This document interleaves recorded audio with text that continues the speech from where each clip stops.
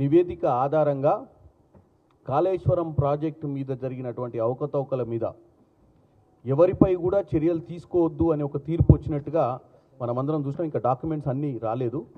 సాయంత్రం లోపు తీర్పుకు సంబంధించినటువంటి కాగితాలన్నీ వచ్చిన తర్వాత దాని మీద ప్రభుత్వం ఏం చర్యలు తీసుకుంటుందో ఫర్దర్ అనేది తెలియజేస్తారు.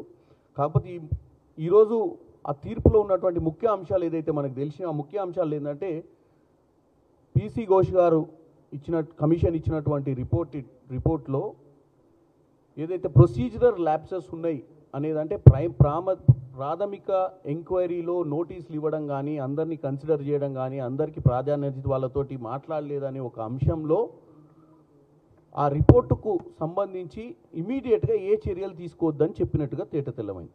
అంటే అర్థమైంది, రిపోర్ట్ మొత్తాన్ని తప్పు పట్టలే హైకోర్టు, కానీ రిపోర్ట్లో ఉన్నటువంటి చిన్న చిన్న ల్యాప్సెస్ని వీళ్ళు ఏదైతే ఆర్గ్యూ చేసిరో దాని మీద హైకోర్టు స్పందించినట్టుగా మనకు అనిపిస్తుంది.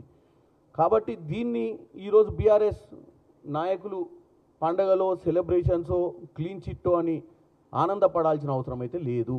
ఎందుకంటే ఈ పీసీ ఘోష్ కమిషన్ వేయక ముందే స్టేట్ విజిలెన్స్ అండ్ ఎన్ఫోర్స్మెంట్ ద్వారా అధికారుల ముడుగా చర్యలు తీసుకోవడం జరిగింది. ఎందుకంటే మేడిగడ్డ అన్నారం బ్యారేజీలు కుంగిపోయిన తర్వాత మేడిగడ్డ బ్యారేజీలు కుంగిపోయిన తర్వాత ఏదైతే కమిషన్ వేసిర్రో ఆ కమిషన్లో తేటతెల్లం అయిపోయింది. అధికారుల నిర్లక్ష్యం ఉంది, అప్పుడు ప్రభుత్వం నిర్లక్ష్యం ఉందని. అందుకే అధికారుల మీద కూడా చర్యలు తీసుకోవడం జరిగింది ఆల్రెడీ. దాని తర్వాత సెంట్రల్ గవర్నమెంట్కి సంబంధించిన నేషనల్ డ్యామ్ సేఫ్టీ అథారిటీ వాళ్ళు కూడా ఎస్ ఈ ప్రాజెక్టులో అవకతవకలు జరిగినాయి, ఈ ప్రాజెక్టుకు సంబంధించినటువంటి కన్స్ట్రక్షన్ చేసినప్పటి నుంచి డిజైన్లతో సహా కూడా సరి అయినటువంటి చర్యలు తీసుకోకుండా సరి అయినటువంటి గ్రౌండ్ వర్క్ చేయకుండా అక్కడ ఉన్నటువంటి సాయిల్ టెస్ట్ కూడా సరిగ్గా చేయకుండా కట్టిర్రు అనే విషయాన్ని ఏదైతే authentic body national dam safety authority వాళ్ళు ఇచ్చినటువంటి రిపోర్టు తర్వాత పీసీ ఘోష్ కమిషన్ గారు ఇచ్చినటువంటి నివేదిక.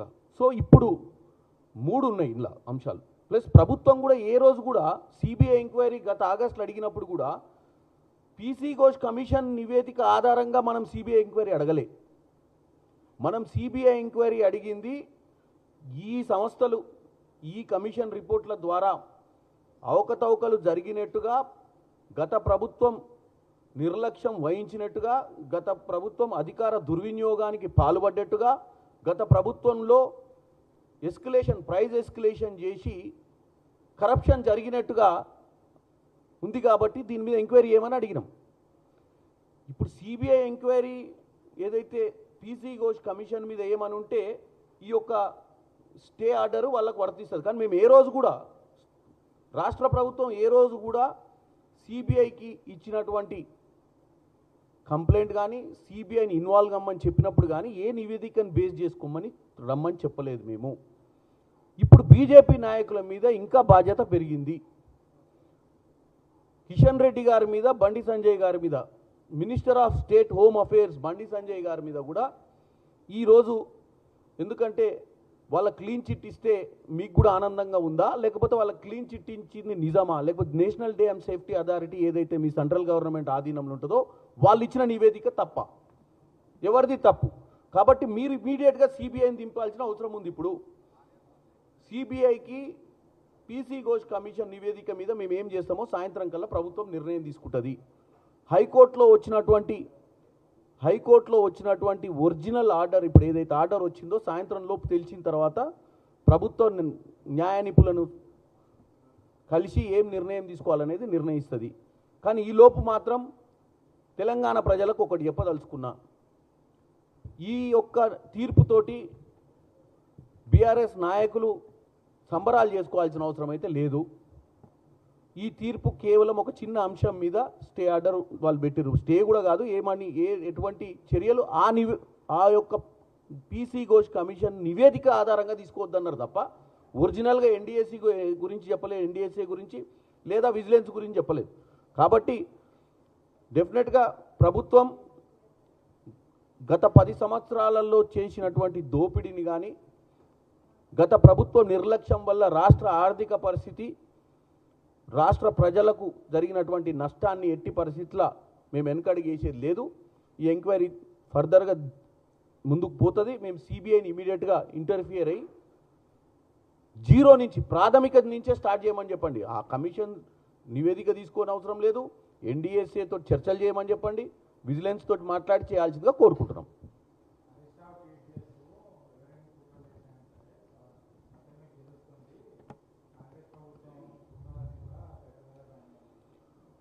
అసలు ఇంతవరకు తీర్పు ఏందో తెలియదు ఆయనకు. ఆ ఆనందం ఎందుకో నాకు అర్థం కావట్లేదు. మరి అంత కాన్ఫిడెంట్గా ఆయన క్లీన్ చిట్ వస్తుంది అనుకుంటే మన ఢిల్లీ పోయినప్పుడు ఏమైనా మంతనాలు చేసి వచ్చిరా ఏంది? మా మీద ఎట్టి పరిస్థితుల్లో క్లీన్ చిట్ ఇవ్వాలని చెప్పి ఎన్డీఎస్సీ వాళ్ళతోటో లేకపోతే సెంట్రల్ గవర్నమెంట్ తోటి సిబిఐ కూడా రాకుండా, సిబిఐ కూడా స్టేట్కే రాకుండా దీని మీద ఎంక్వైరీ చేయకుండా ఏమైనా మంతనాలు చేసి, ఎందుకంటే ఆల్రెడీ వాళ్ళ కోసం వీళ్ళు ఎంతో సేవ చేసిరు కదా పార్లమెంట్ ఎన్నికల్లా, దానికి రిటర్న్ గిఫ్ట్ ఏమైనా ఇచ్చిర్రేమని అనిపిస్తుంది మరి హరీష్ రావు గారు ఓవర్ కాన్ఫిడెన్స్ చూస్తుంటే. ఎందుకంటే ఇప్పుడు వచ్చిన ఏదైతే తీర్పు గురించి నేను క్లారిటీ ఇచ్చిన, ఆ తీర్పు కంటే ముందు 2 సంస్థలు ఇచ్చిన నివేదికలు కూడా ఇచ్చినాం. సిబిఐకి ఈ తీర్పుకు సంబంధం లేదు. మేము ఏ రోజు కూడా సిబిఐని ఈ కమిషన్ ఇచ్చినటువంటి రిపోర్టు మీద ఆధారంగా వాళ్ళు వచ్చి వీళ్ళ మీద ఎంక్వైరీ చేయమని చెప్పలేము. మేము సిబిఐ ఒక బాధ్యత గలటువంటి వ్యవస్థ కాబట్టి ఈ సంస్థలు ఈ ఒక ఎక్స్ జ్యుడిషియల్ ఆఫీసరు, ఒక ఎక్స్ హైకోర్టు జస్టిసు, ఒక సుప్రీంకోర్టు జడ్జు, ఓ లోక్పాల్కి మొట్టమొదటి జడ్జిని పెట్టి మేము ఇది నివేదిక వచ్చింది కాబట్టి వీటన్నిటిని కన్సిడర్ చేస్తూ జీరో నుంచి మొదలు పెట్టమంటున్నాం. మేము ఏ ఒక్క రిపోర్ట్ని ఆధారం చేసుకొని సిబిఐని ఎంక్వైరీ చేయమంటారు. సిబిఐ వస్తే అందరితో డిస్కస్ చేస్తుంది, చేసి వాస్తవాలు నెగ్గు తీర్చాలని చెప్పినాం. కాబట్టి దీనివల్ల హరీష్ రావు గారు మరి జబ్బలు జరుచుకోవాల్సిన అవసరం లేదని నేను అనుకుంటున్నాను.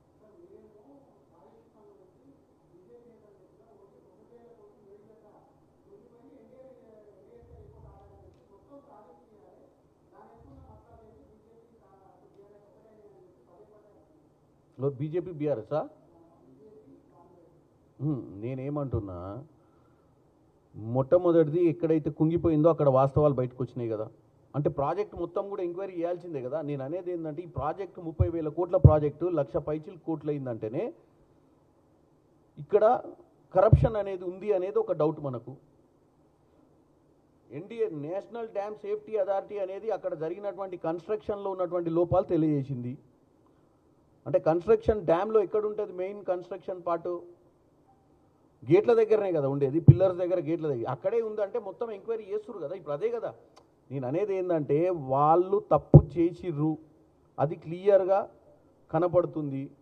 ఇప్పుడు ఒక చిన్న తీర్పుతోటి ఆ తీర్పులో ఉన్నటువంటి ముఖ్య అంశాలు ఏందో కూడా ఇంకా మన చేతికి రాలేదు. రాకముందే వాళ్ళు చూసిర్రా మేము తేట తెల్లం అయిపోయినాం, మమ్మల్ని కక్ష సాధింపు చేస్తుందని చెప్పడానికి గురించి నేను ఈ రోజు చెప్తున్న ప్రజలకు. ఇంకా వాళ్ళు చెప్పేది ఏది నమ్మాల్సిన అవసరం లేదు. అవకతవకలు జరిగిన విషయం పలు సంస్థలు చెప్పినాయి. ఇప్పుడు సిబిఐ కూడా దీంట్లో ఇంటర్ఫియర్ అయ్యి వాస్తవాలు తెలియాలని కోరుకుంటున్నాం.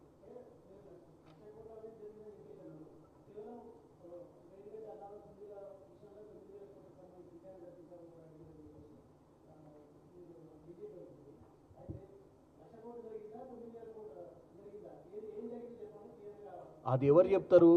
ఇప్పుడు సిబిఐ వస్తే వాస్తవాలు బయటికి తీసుకురావాలి. ఇప్పుడు మేమేం చెప్పినా మేము 1,00,000 కోట్లన్నా వాళ్ళు తప్పుపడుతున్నారు. జరిగిన డ్యామేజ్ ఎక్కడ జరిగింది? మెయిన్ బ్యారేజ్ల దగ్గర జరిగింది. ఆ బ్యారేజ్ కన్స్ట్రక్షన్ కాస్ట్ చూపించి వాళ్ళు గింతనేనా జరిగింది అనేది అడుగుతారు. కానీ టోటల్ ప్రాజెక్ట్లో కూడా 30,000 కోట్లు 1,00,000 కోట్ల పైచీలకి ఎందుకు అయిద్దండి? ఎందుకు అయిద్ది? ఎక్కడెక్కడ కాస్టింగ్ ఏదేది పెట్టిరో ఎంక్వైరీ చేస్తే తెలుస్తుంది కదా. దానికోసమే కదా మనం వేసింది కమిషన్ని.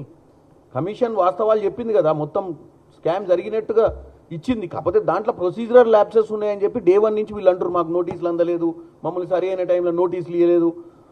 సో దాని మీదనే ఈరోజు హైకోర్టు తీర్పు ఇచ్చింది. ఫర్దర్ సాయంత్రం కల్లా ప్రభుత్వం ఏం చర్యలు తీసుకోబోతుందో దీని మీద తెలియజేస్తుంది. కానీ ఈలోపు నేను చెప్పాల్సింది ఏంటంటే ఈ ఒక్క పీసీ ఘోష్ కమిషన్ ఒకటే కాదు, ఇంతకుముందు 2 సంస్థలు, విజిలెన్స్ ఉంది, నేషనల్ డ్యామ్ సేఫ్టీ అథారిటీ ఉంది. దాన్ని మర్చిపోకండి అని చెప్తున్నా నేను.